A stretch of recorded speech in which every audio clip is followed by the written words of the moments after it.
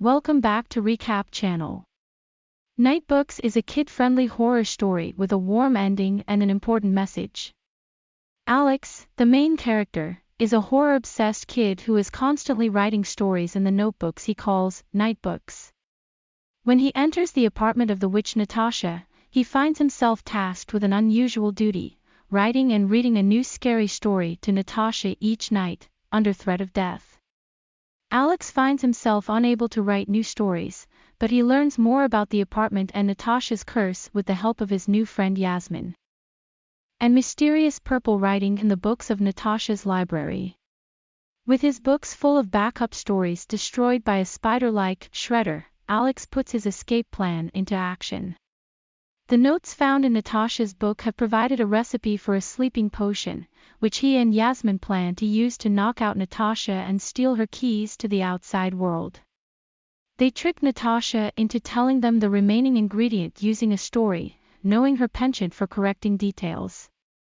Finally, with the help of the witch's familiar Lenore, they are able to sneak the potion into Natasha's blue mist perfume bottle and knock her unconscious. However, despite this success, the kids are unprepared for what lies outside the apartment. The ending of Nightbooks really means that kids should be careful about what stories they tell, and how they tell them. After Alex and Yasmin leave the apartment through the back door, they find themselves in a strange wood created by Nightbooks witch Natasha. They encounter a black, evil unicorn and a trail of crumbs leading to a gingerbread house. Despite being aware of the dangers, the children are compelled to eat the sweets and fall asleep. It's only when they wake up and are once again in the clutches of Natasha that she finally explains how the world around them actually operates. Natasha's apartment and the woods around it are a kind of pocket dimension, where the rules of the regular world don't apply. The dimension is able to open doors to locations around the world, but evidently only one at a time. After Alex has been imprisoned for several days, the front door still leads out into his apartment building, suggesting that there may be limitations on the apartment's movement. The apartment can also alter its dimensions like Doctor Who's TARDIS, accommodating a towering library. Natasha created the forest, which appears to be shaped by her past and subconscious desires. She reveals that she wrote the purple-inked Unicorn Girl in the library books, which mentions that she was lured in by the image of a unicorn and compared her plight to the fairy tale of Hansel and Gretel. Her backstory and the true nature of the magical apartment reflect the way in which Nightbooks revises and subverts the classic fairy tale. Natasha insists that every story should have truth in it. And in her case, the story of Hansel and Gretel turned out to be painfully real. Nightbooks join series like Once Upon a Time and Tell Me a Story in adapting fairy tales with a modern setting and dark twist.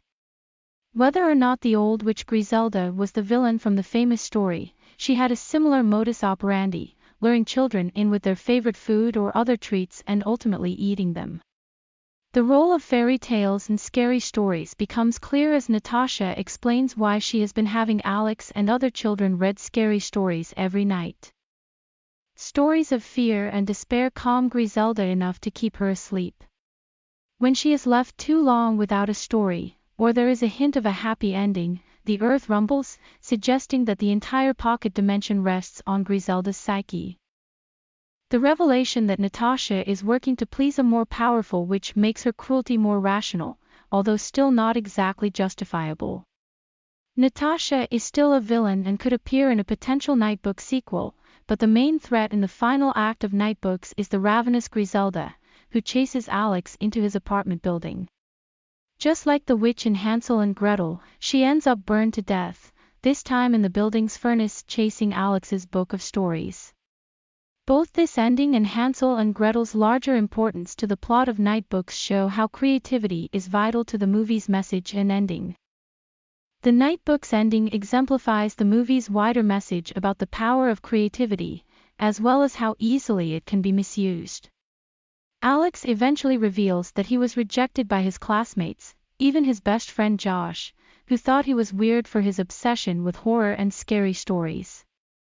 This led to Alex wanting to destroy his night books and tearing down the spooky decorations in his room, such as the posters for his favorite movie Lost Boys. His classmates' attitudes represent the rejection of creativity and difference which artists and authors must fight against.